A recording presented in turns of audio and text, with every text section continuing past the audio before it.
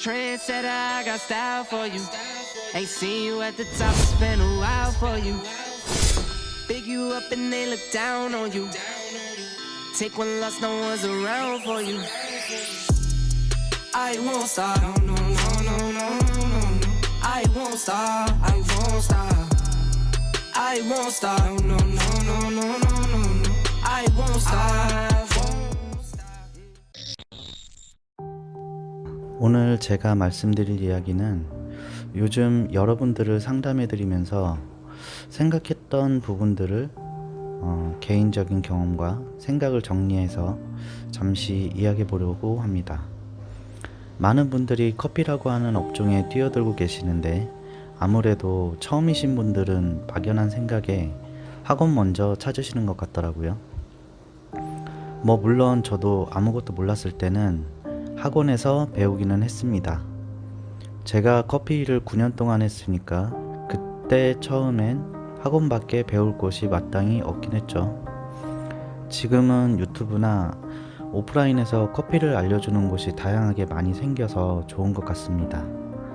하지만 그만큼 업종에 뛰어드는 사람이 많다는 이야기고 경쟁력을 올리기 위해 그만큼 스킬도 늘려야 된다는 이야기죠.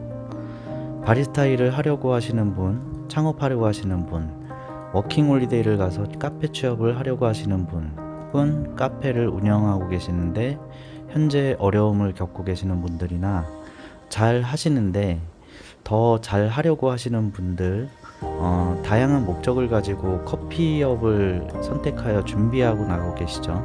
처음이시고 잘 모르시는 상황에 학원이나 트레이너 혹은 컨설턴트를 통해 잘 준비하신다고 생각하지만 막상 이야기를 들어보면 가장 중요한 부분들을 생각하지 않고 계시는 분들이 간혹 계시더라고요.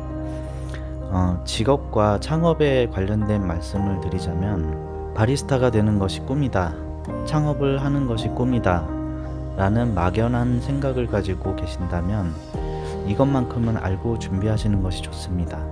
바리스타를 꿈꾸거나 창업을 꿈꾸는 분들은 바리스타가 되는 것과 창업을 하는 것에 최종 목적을 두어서는 안 된다는 이야기입니다. 둘 다 생업과 앞으로 미래에 내가 어떻게 살아가야 될지에 대해서 고민을 해봐야 된다는 이야기입니다.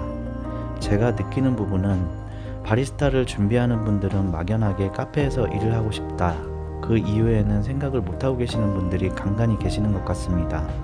다 그렇다는 건 아니니 오해는 안 하셨으면 하고요. 카페에서 일을 하다가 다른 좋은 카페가 보이면 그쪽으로 옮기는 이직 생활을 많이 생각하시고 계시죠. 바리스타라고 하는 직업은 우리나라에서 전문직으로 인정하고 인정한 만큼 대우를 해주는 곳이 생각보다 좀 적죠. 그래서 이직률이 더 높을 수밖에 없고 적은 임금으로 생활을 해야 하는 경우가 대다수입니다. 시간이 지나다 보면 좋아하는 일이기 때문에 직업에 대한 만족도는 높아질 수 있어도 점점 생활이 힘들어질 수도 있죠.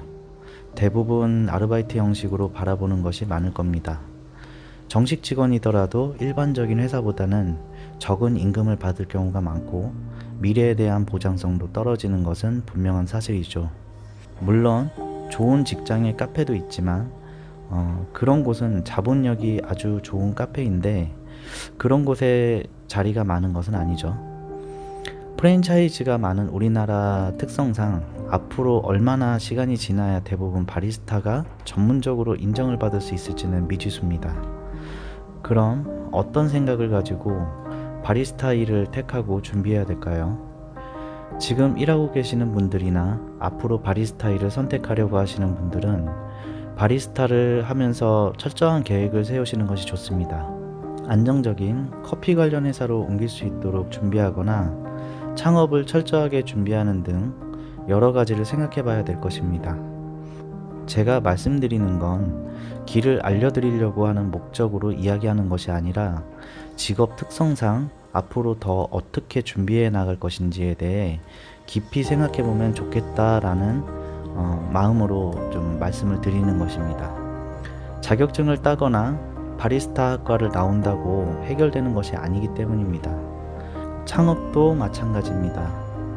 창업을 준비하거나 꿈꾸시는 분들은 창업을 목표로 생각하지 말고 창업을 해서 어떻게 꾸려나가고 어떤 방식으로 경쟁력을 올릴 것인지 생각하면서 창업을 준비해야 된다는 이야기입니다.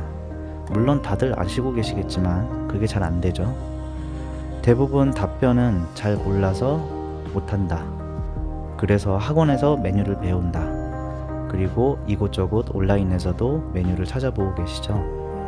그만큼 준비를 많이 하고 시작해야 되는 것이고, 단순히 기계가 뽑아주고 커피를 물에 타서 판다라는 생각을 가지고 하시면 아주 위험한 운영 방식이라고 볼 수 있겠죠. 창업을 하려면 커피에 대한 기본 지식이 아니라 돈을 받고 판매해야 되는 것이기 때문에 전문 지식을 갖추는 것이 좋다고 생각합니다. 제가 경험했던 카페 운영하시는 분들은 단순하게 레시피가 다 똑같고 쉽게 운영하려고 하시는 분들이 많이 보이더라고요. 카페가 지금도 많이 생겨나고 있는 현재 초등학생도 만들 수 있는 단순한 레시피는 절대 경쟁력이 없습니다. 프랜차이즈가 아닌 개인 카페라면 분명 메뉴가 특별해야 되고 차별화를 갖춰야 살아남을 수 있다는 얘기죠. 그만큼 어렵고 힘들지만 그렇게 할 마음이 없다면 카페를 차리는 것에 다시 한번 생각해 보시기 바랍니다. 온라인상에 놔두는 레시피는 누구나 쉽게 따라 만들 수 있고 재밌어 보이겠지만 그만큼 맛에 대한 퀄리티도 떨어지는 것이 대부분입니다. 달달한 맛에 마시는 거지 특별함은 없습니다. 물론 찾아보면 기가 막힌 아이디어의 레시피도 있긴 하죠. 레시피를 연구할 때는 기본적인 단순한 레시피에서 변화시키고 나만의 시그니처를 만들어야 됩니다. 조금은 어렵겠지만 어쨌든 해야 되는 부분이고 감당해야 되는 일이기 때문에 수고스럽더라도 카페를 멋지게 운영하기 위해 그만큼 노력하면 좋을 것 같습니다. 못한 말들이 많고 말을 많이 하면 너무 길어질 것 같고 하지 못한 말들이 많아 내용은 조금 부족할 수 있지만 이해해 주시기 바랍니다. 오늘도 영상 봐주셔서 감사하고 좋은 정보로 다음에 또 찾아뵙도록 하겠습니다. 모두 화이팅 하시기 바랍니다. 감사합니다.